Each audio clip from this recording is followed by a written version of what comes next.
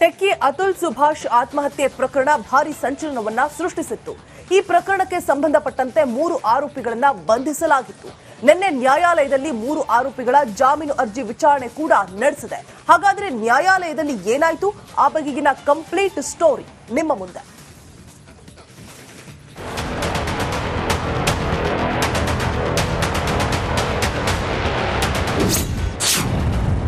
Techie Atul Subhash ಆತ್ಮಹತ್ಯೆ case, ಆರೋಪಿಗಳಿಗೆ ಜಾಮೀನು ಮಂಜೂರು. Techie Atul Subhash suicide case ಇಡೀ ದೇಶಾದ್ಯಂತ ಭಾರೀ ಸದ್ದು ಮಾಡಿತ್ತು. ಪ್ರಕರಣ ಸಂಬಂಧ ಮಾರಥಳಿ ಪೊಲೀಸರು ತಂಡ ರಚಿಸಿ ಆರೋಪಿಗಳಾದ ಪತ್ನಿ ನಿಖಿತಾ ಸಿಂಘಾನಿಯಾ, ಅತ್ತೆ ನಿಶಾ ಸಿಂಘಾನಿಯಾ ಹಾಗೂ ಸಹೋದರ ಅನುರಾಗ್ನನ್ನ ಬಂಧಿಸಿದ್ರು. 14 ದಿನಗಳ ನ್ಯಾಯಾಂಗ ಬಂಧನದಲ್ಲಿದ್ದ ಇವರ ಜಾಮೀನು ಅರ್ಜಿ ವಿಚಾರಣೆ ನಿನ್ನೆ 29ನೇ ಸಿಸಿಎಚ್ ಕೋರ್ಟ್ನಲ್ಲಿ ನಡೆಯಿತು.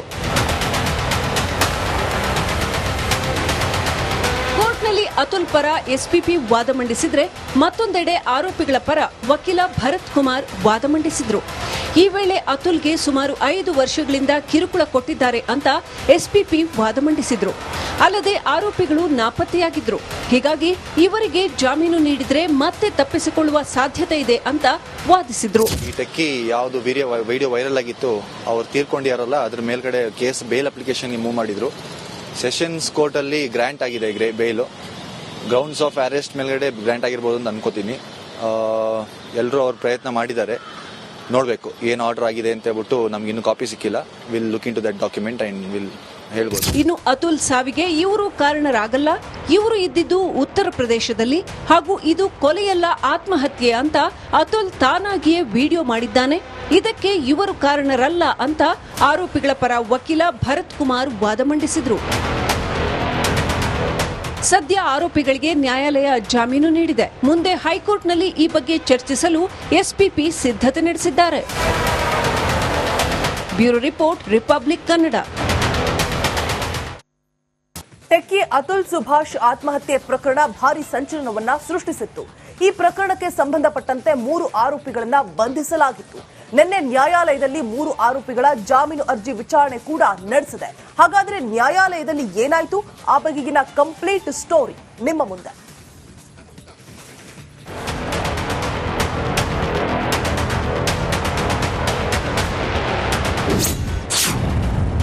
ಟೆಕ್ಕಿ ಅತುಲ್ ಸುಭಾಷ್ ಆತ್ಮಹತ್ಯೆ ಕೇಸ್,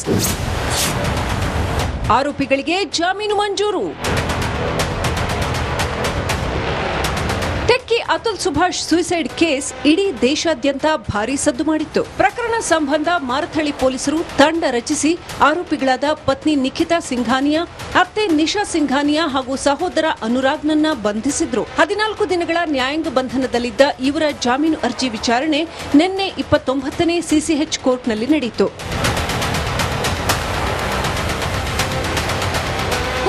ಅತುಲ್ ಪರ ಎಸ್ಪಿಪಿ ವಾದ ಮಂಡಿಸಿದ್ರೆ, ಮತ್ತೊಂದೆಡೆ ಆರೋಪಿಗಳ ಪರ ವಕೀಲ ಭರತ್ ಕುಮಾರ್ ವಾದ ಮಂಡಿಸಿದ್ರು.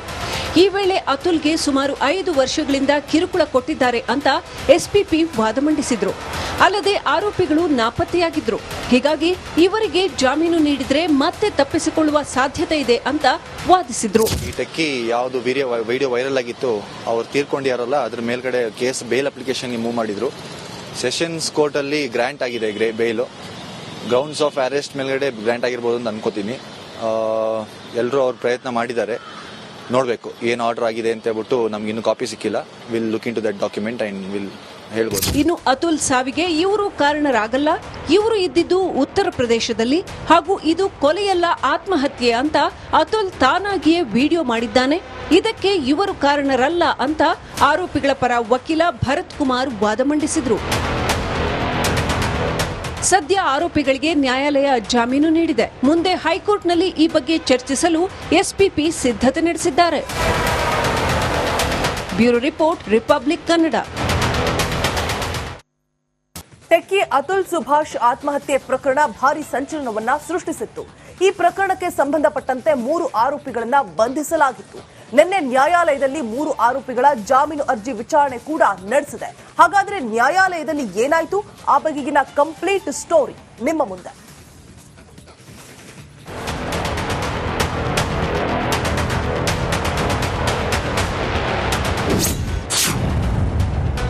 ಅತುಲ್ ಸುಭಾಷ್ ಆತ್ಮಹತ್ಯೆ ಕೇಸ್, ಆರೋಪಿಗಳಿಗೆ ಜಾಮೀನು ಮಂಜೂರು. Techie Atul Subhash suicide case ಇಡೀ ದೇಶಾದ್ಯಂತ ಭಾರೀ ಸದ್ದು ಮಾಡಿತ್ತು. ಪ್ರಕರಣ ಸಂಬಂಧ ಮಾರಥಳಿ ಪೊಲೀಸರು ತಂಡ ರಚಿಸಿ ಆರೋಪಿಗಳಾದ ಪತ್ನಿ ನಿಖಿತಾ ಸಿಂಘಾನಿಯಾ, ಅತ್ತೆ ನಿಶಾ ಸಿಂಘಾನಿಯಾ ಹಾಗೂ ಸಹೋದರ ಅನುರಾಗ್ನನ್ನ ಬಂಧಿಸಿದ್ರು. 14 ದಿನಗಳ ನ್ಯಾಯಾಂಗ ಬಂಧನದಲ್ಲಿದ್ದ ಇವರ ಜಾಮೀನು ಅರ್ಜಿ ವಿಚಾರಣೆ ನಿನ್ನೆ 29ನೇ ಸಿಸಿಎಚ್ ಕೋರ್ಟ್ನಲ್ಲಿ ನಡೆಯಿತು.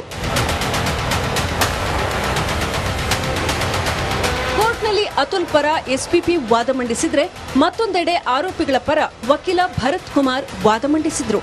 ಈ ವೇಳೆ ಅತುಲ್ಗೆ ಸುಮಾರು 5 ವರ್ಷಗಳಿಂದ ಕಿರುಕುಳ ಕೊಟ್ಟಿದ್ದಾರೆ ಅಂತ ಎಸ್ಪಿಪಿ ವಾದ ಮಂಡಿಸಿದ್ರು. ಅಲ್ಲದೆ ಆರೋಪಿಗಳು ನಾಪತ್ತೆಯಾಗಿದ್ರು. ಹೀಗಾಗಿ ಇವರಿಗೆ ಜಾಮೀನು ನೀಡಿದ್ರೆ ಮತ್ತೆ ತಪ್ಪಿಸಿಕೊಳ್ಳುವ ಸಾಧ್ಯತೆ ಇದೆ ಅಂತ ವಾದಿಸಿದ್ರು. ಈ ಟೆಕ್ಕಿ ಯಾವುದು ವಿಡಿಯೋ ವೈರಲ್ ಆಗಿತ್ತು, ಅವ್ರು ತೀರ್ಕೊಂಡಿಯಾರಲ್ಲ, ಅದ್ರ ಮೇಲ್ಗಡೆ ಕೇಸ್ ಬೇಲ್ ಅಪ್ಲಿಕೇಶನ್ ಮೂವ್ ಮಾಡಿದ್ರು. ಸೆಷನ್ಸ್ ಕೋರ್ಟ್ ಅಲ್ಲಿ ಗ್ರಾಂಟ್ ಆಗಿದೆ ಬೇಲು. ಗ್ರೌಂಡ್ಸ್ ಆಫ್ ಅರೆಸ್ಟ್ ಮೇಲ್ಗಡೆ ಗ್ರಾಂಟ್ ಆಗಿರ್ಬೋದು ಅಂತ ಅನ್ಕೋತೀನಿ. ಎಲ್ಲರೂ ಅವ್ರ ಪ್ರಯತ್ನ ಮಾಡಿದ್ದಾರೆ. ನೋಡ್ಬೇಕು ಏನು ಆರ್ಡರ್ ಆಗಿದೆ ಅಂತ ಹೇಳ್ಬಿಟ್ಟು ನಮ್ಗೆ ಇನ್ನು ಕಾಪಿ ಸಿಕ್ಕಿಲ್ಲ.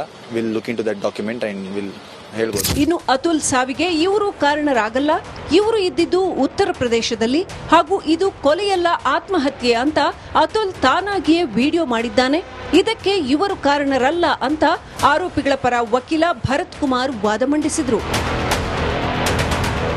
ಸದ್ಯ ಆರೋಪಿಗಳಿಗೆ ನ್ಯಾಯಾಲಯ ಜಾಮೀನು ನೀಡಿದೆ. ಮುಂದೆ ಹೈಕೋರ್ಟ್ನಲ್ಲಿ ಈ ಬಗ್ಗೆ ಚರ್ಚಿಸಲು ಎಸ್ಪಿಪಿ ಸಿದ್ಧತೆ ನಡೆಸಿದ್ದಾರೆ. Bureau report, republic Kannada.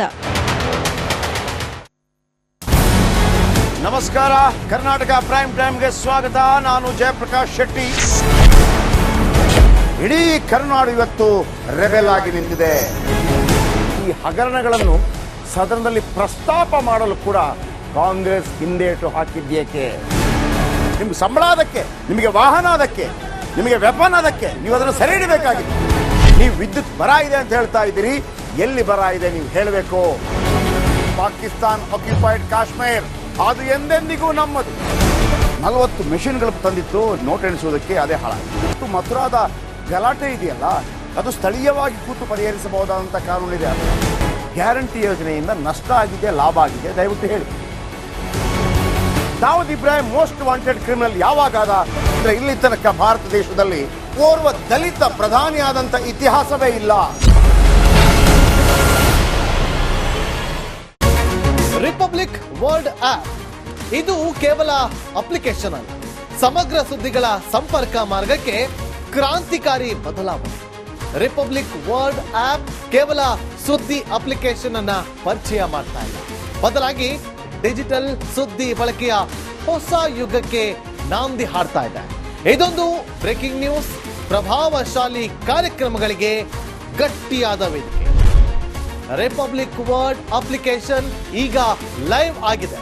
Google play store ಮತ್ತು ಆಪಲ್ ಆಪ್ ಸ್ಟೋರ್ ಎರಡರಲ್ಲೂ ಲಭ್ಯವಿದೆ. ಈಗಲೇ ಡೌನ್ಲೋಡ್ ಮಾಡಿ.